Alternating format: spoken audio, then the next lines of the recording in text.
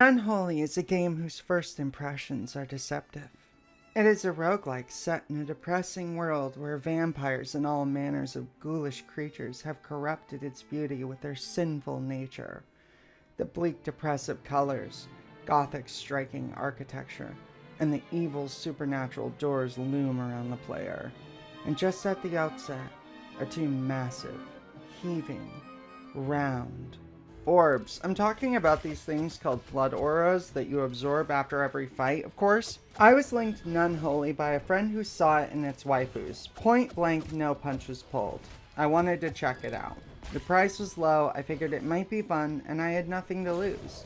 Initially on my first run, I was concerned as I started to realize that even as someone who has a large track record of not being very good at video games, I was doing pretty damn well, and lasting a long time too. I was also a little concerned as I started to get bored. Oh no, I thought. This might just be something repetitive. However, midway through said run, something changed. I was interacting with one of the doors when I noticed that the game's synergies started to emerge in a small, subtle way.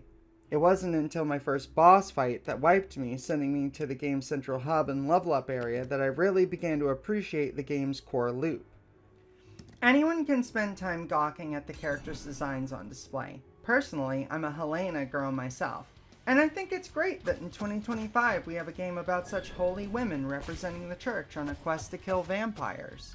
Basically, after each run when you die, whatever milestones you've accomplished in the dungeons complete quests. These grant you experience towards increasing your hunter rank.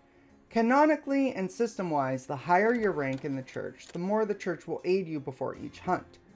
More artifacts, starting you out with currency, and other goods. Ominously, they don't say what S rank grants you, a mystery for you to solve, dear hunter. Likewise, in runs, you will pick up silver and blood gems.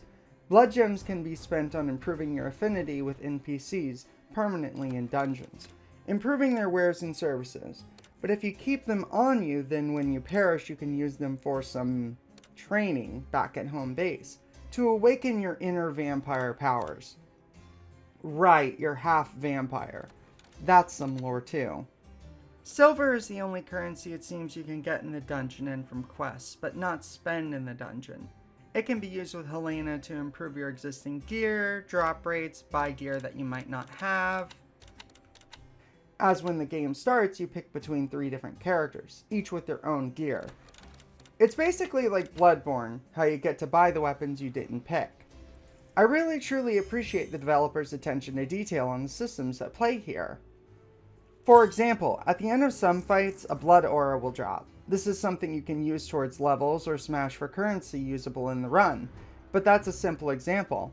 There's a passive ability you can get that grants you health regen after enemies are killed. But Buns, I hear you ask, what a waste. I mean, you just said that the beginning is easy, right? Wouldn't I have max HP anyway? I mean, I'm not getting hit if I'm pretty good at the game, right? Well, the NPC that heals you also lets you donate some of your HP in exchange for giving you currency. It's just systems like that that can create synergies right off the bat. These are just 2 very basic examples of things that I think are really awesome about the way this game has mechanics that many other games probably wouldn't. It shows a real interest or passion when systems like this naturally synergize. Runs are made up of fights broken up by choosing between doors. Each door has a symbol on it that corresponds to what is inside the room. There is a language at play here, one that is easily decipherable, but I won't spoil it for you here as I felt it was pretty rewarding to puzzle it out. Some doors will have rewards alone, other rewards after fights. Some after mini-bosses, and others still will have NPCs which provide goods and services. All of whom have the wonderful design aesthetics characterizing the rest of the game. This repeats at random until a final boss door. Inside this boss room are 4 boss seals, where you have a chance of having a fight or opening the boss's coffin. Jump in the boss portal, beat the boss, move on to the next level where you can get healed up by the Lady of the Church, Seraph, before pushing onwards to cleanse the world of more monsters. The game does say Seraph can only be at the dungeon entrance, so I'm not exactly sure how she can be at the entrance of level 2. We're just going to pretend that either the previous level is cleaned up, or that the grace of God keeps her well protected on her journey as long as she specifically doesn't enter any other rooms. So far, I've made it past the first level reliably, and can definitely say I appreciate that the music and tile set change significantly between levels, even if I can hear BFG Division in one of the riffs on level 2. Also, I would say stay away from controller on this one. It's not that it's buggy, but I just felt that I wasn't able to execute my attacks and dodges nearly as precisely as I could on mouse and keyboard. But maybe that's just me. I am somehow the only one still KBM in this day and age, it seems. This is Chowby's second game on Steam, and the reception for this game is mostly positive, it seems. And I think that that really matches what this game deserves.